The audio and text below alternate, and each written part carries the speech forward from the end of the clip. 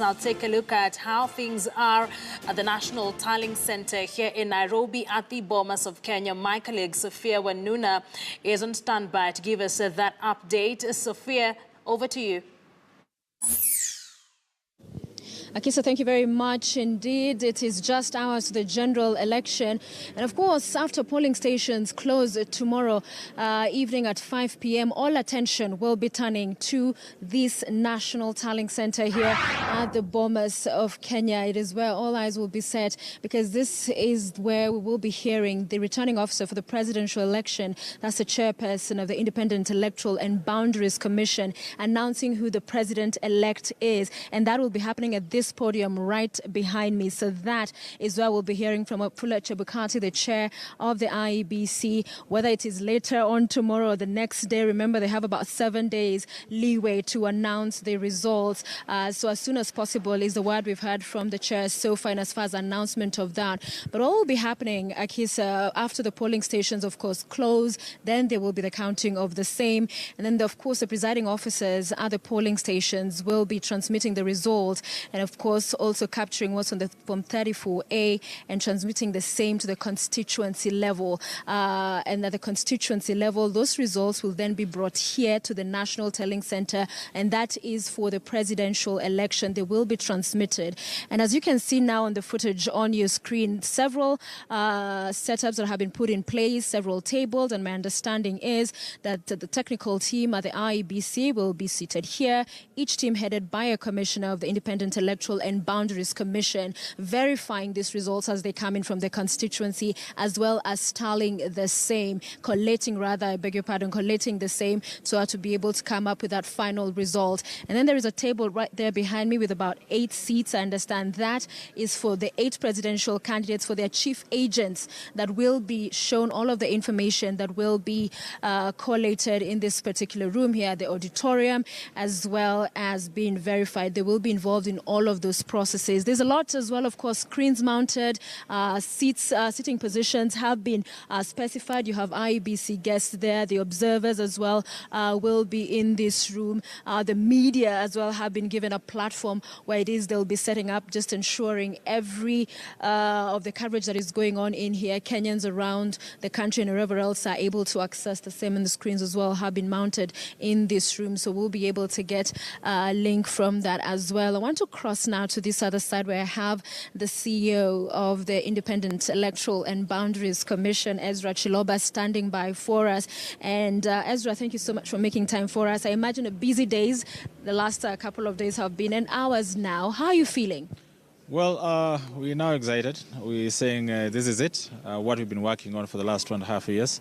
And we are all set to allow Kenyans to go out there and express their will. Yes. What are some of the challenges at this particular point you and your team are trying to address? No, I think, of course, it's expected that in an operation like this that is huge in terms of logistics, human resource, we could be having small issues here and there, especially when it comes to movement of materials.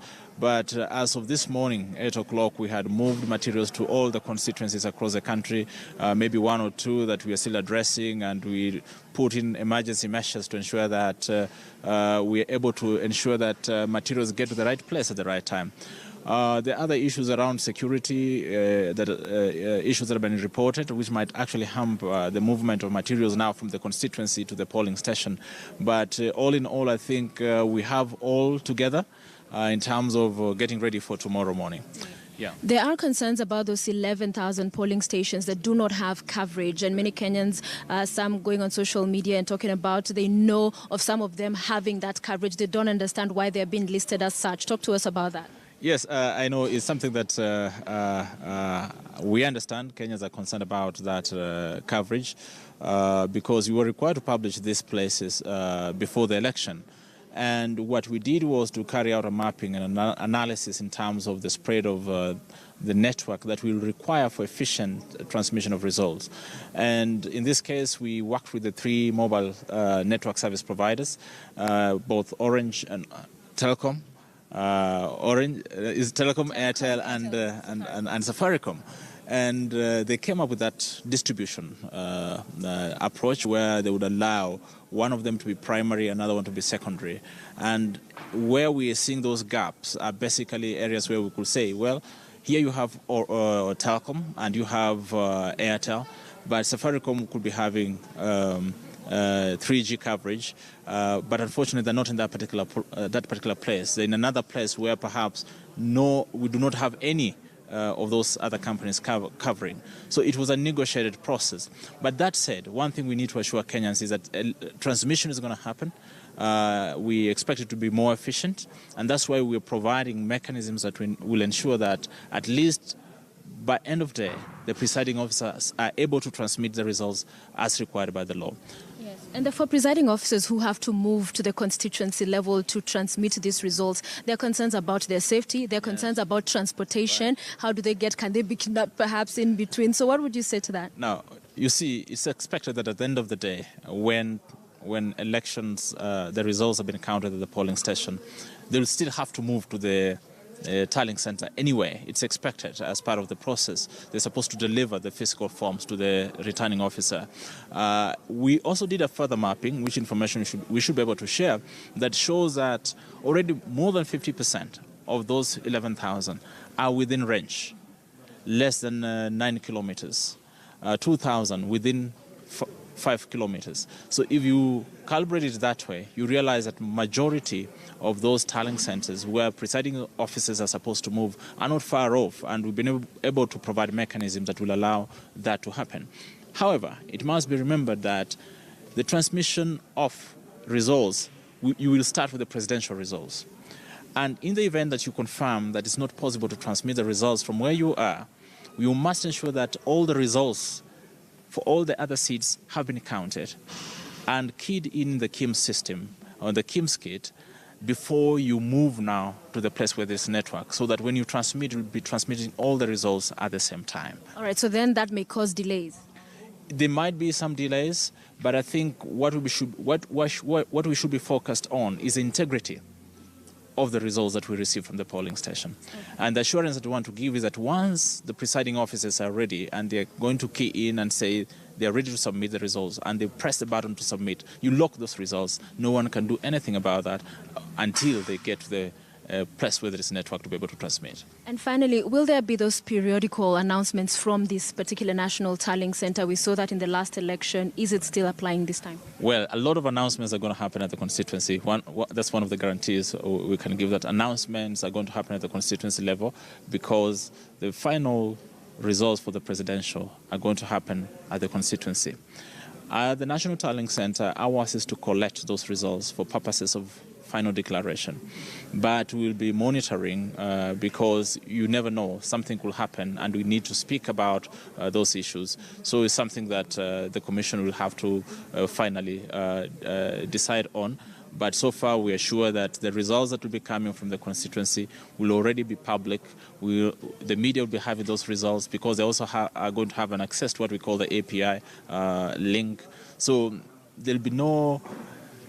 Announcement is not the main thing here. Yeah. Ours is to ensure that we get the correct results and those results are shared in a transparent manner. And we've put mechanisms in place, allowing the media to have direct access to the data, allowing political parties, the presidential candidates, to access the same data. And we also have a public portal where we're going to post those results. So there'll be so many platforms where you'll be able to get this information. Yeah. And announcing it makes it almost irrelevant. And in case of failure of the systems, where the media is accessing, where Iebc is transmitting, so everybody is in the dark, what happens then?